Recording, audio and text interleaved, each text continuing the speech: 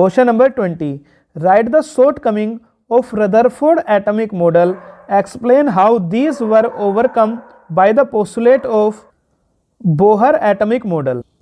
इसमें आपको क्या करना है, जो रदरफोर्ड का एटॉमिक मॉडल था उसकी शॉर्ट कमिंग यानी कि उसकी कमी बतानी है, ड्रॉबैक बताना है और एक्सप्लेन करना है इससे जो बोहर पोस्टुलेट था उसने कैसे इसको ओवरकम किया था।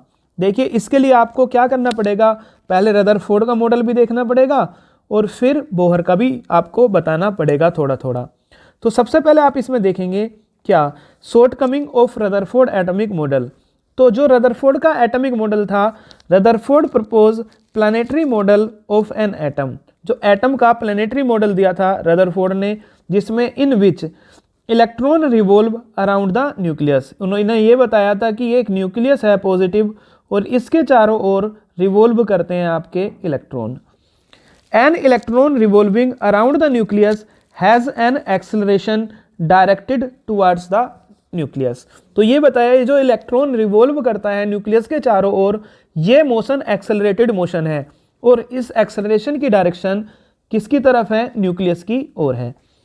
सच accelerated electron must radiate electromagnetic radiation. और आगे ये कहा कि जब ये इलेक्ट्रॉन रिवॉल्व करता है तो इस पर न्यूक्लियस की ओर एक एक्सेलरेशन वर्क करता है, जिसकी वजह से ये इलेक्ट्रॉन, कौन सा इलेक्ट्रॉन, एक्सेलरेटेड इलेक्ट्रॉन, उसको मस्ट रेडिएट इलेक्ट्रोमैग्नेटिक रेडिएशन। तो इसको इलेक्ट्रोमैग्नेटिक रेडिएशन जरूर रेडिएट करना चाहिए। But if an revolving electron radiate energy, the total energy of the system must decreases. लेकिन अगर एक्चुअल में वो इलेक्ट्रॉन क्या कर रहा होता, इलेक्ट्रोमैग्नेटिक रेडिएशन को एमिट आउट कर रहा होता, तो जो टोटल एनर्जी होती सिस्टम की वो कम हो जानी चाहिए थी। In such situation the electron must come closer to the nucleus and hit the nucleus. और इस कंडीशन में ये जो इलेक्ट्रॉन है इसकी एनर्जी धीरे धीरे कम होती जानी चाहिए थी और एक टाइम ऐसा आ जाना चाहिए था कि इसके पास कोई एनर्जी नहीं बचती और ये सीधा गिर जाता न्यूक्लियस के अंदर। Also the radiation spectrum of emitted electromagnetic waves should be continuous. तो जो रेडिएशन स्पेक्ट्रम होता है एमिटेड इलेक्ट्रोमैग्नेटिक वेव का, वो कैसा होना चाहिए, कंटिन्यूस। तो दोबारा समझा देता हूँ कि एक न्यूक्लियस है, न्यूक्लियस के चारों ओर इलेक्ट्रॉन रिवॉल्व कर रहा है। तो रदरफोर्ड ने ये कहा था ये जो इलेक्ट्रॉन रिवॉल्व करता है, रिवॉल्व करता हुआ इलेक्ट्रॉन इलेक्ट्रोमैग्नेटिक रेडिएशन को एमिट आउट करता होगा।